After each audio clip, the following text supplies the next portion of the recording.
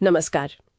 आज हम इतिहास के एक बहुत ही अहम और संवेदनशील मुद्दे पर बात कर रहे हैं, भारत और पाकिस्तान का बंटवारा। हमारे पास जो दस्तावेज हैं, उनका शीर्षक है भारत पाकिस्तान विभाजन, कारण और परिणाम। तो आज कोशिश रहेगी कि इन दस्तावेजों के आधार पर समझे कि भाई ये बंटवारा क्यों हुआ और इसके नतीजे क्या निकले। और ये नतीजे आज भी हमें महसूस होते हैं। बिल्कुल। शुरुआत ही एक ऐसी चीज से करते हैं जो हमारे स्रोत भी बताते हैं।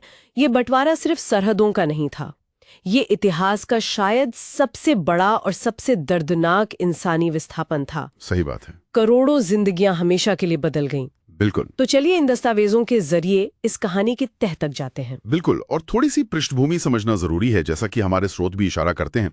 देखिए, करीब 200 साल अंग्रेजों का राज था। फिर 1885 में इंडियन नेशनल कांग्रेस बनी, जो भारतीयों के लिए स्वशासन मतलब अपना राज मांग रही थी। हाँ। और फिर 1906 में मुस्लिम लीग बनी।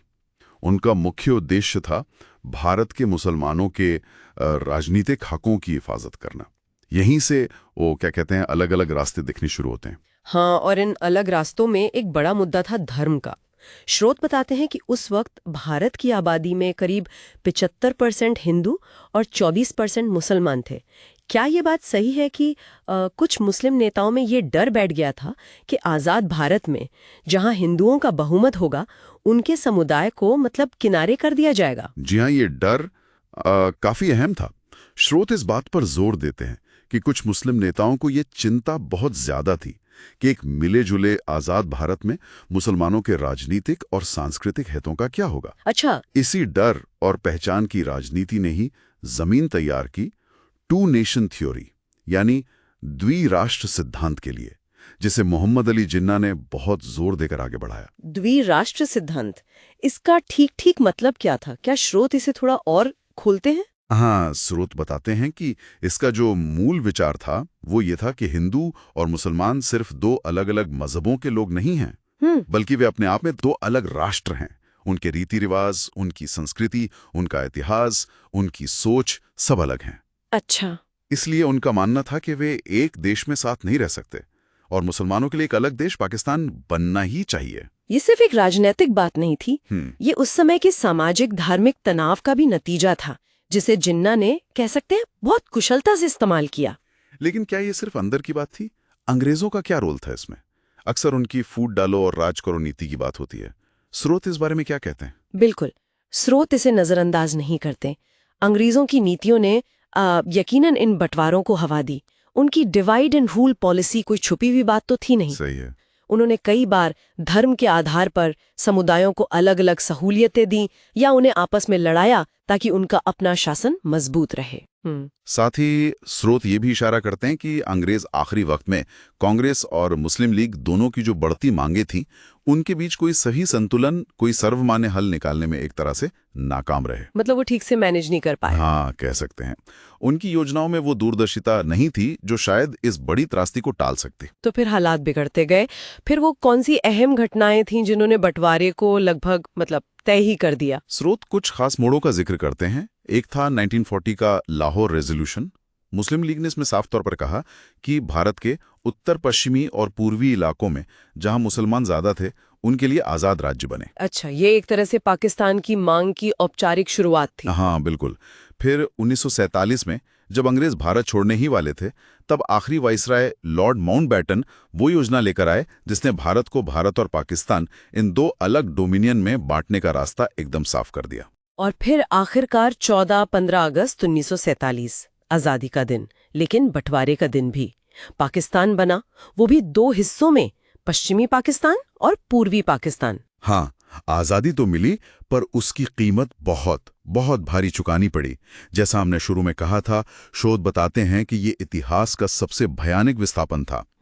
अंदाजा है कि करीब 1 से 1.5 करोड़, सोचिए 10 से 15 मिलियन लोग, हिंदू, सिख, मुसलमान, अपना घर बार छोड़कर नई बनी सरहद के पार जाने को मजबूर हुए, रातों रात। 1.5 करोड़ लोग, ये आंकड़े तो वाकई रोंगटे खड़े कर देते हैं।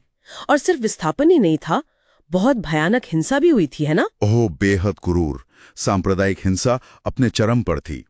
शोध बताते हैं कि इस दौरान हुए कत्लेआम, भुखमरी और बीमारियों से मरने वालों की संख्या का अंदाजा 10 लाख से 20 लाख तक लगाया जाता है। 10 से 20 लाख?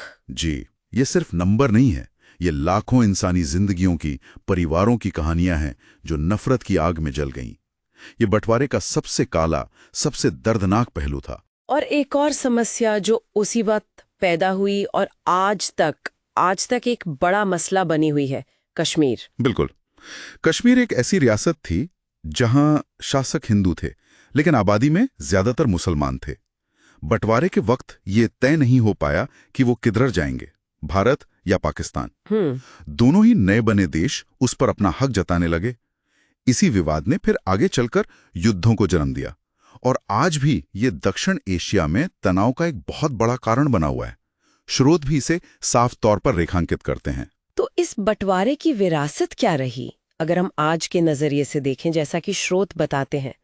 विरासत बहुत जटिल और दुखद है।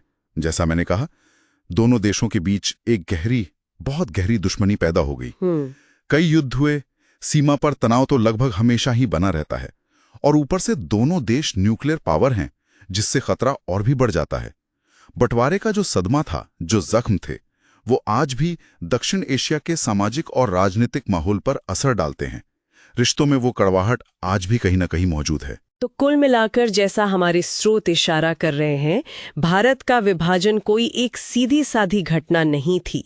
ये औपनिवेशिक नीतियों, धार्मिक पहचान की राजनीति, नेताओं की अपनी महत्वाकांक्षाओं और शायद आम लोगों के डर का एक बहुत ही पेचीदा और दुखद नतीजा था। सही कहा। इसने करोड़ों लोगों को आजादी तो दी, लेकिन साथ ही ऐसी मानवीय पीड़ा और ऐसे भू राजनीतिक तनाव भी पैदा किए जो 7 दशक से ज्यादा बीत जाने के बाद भी पूरी तरह से खत्म नहीं हुए हैं। हाँ, और ये हमें सोचने पर मजबूर करता है, क्या इतिहास की इतनी बड़ी त्रासदी से, इतने बड़े हादसे से हमने वाकई कोई सबक सीखा है? स्रोत हमें उन कारणों और परिणामों को समझने में तो मदद करते हैं, लेकिन ये सवाल तो बना रहता है ना कि क्या उन सबकों का इस्तेमाल आज की दुनिया में सीमाओं, राष्ट्रीय पहचान और विस्थापन से जुड़े जो जटिल मसले हैं, उन्हें सुलझाने या कम से कम बेहतर ढंग से समझने के लिए किया जा सकता है? ये एक ऐसे सवाल है जिस पर शायद हम सबको सोचना चाहिए।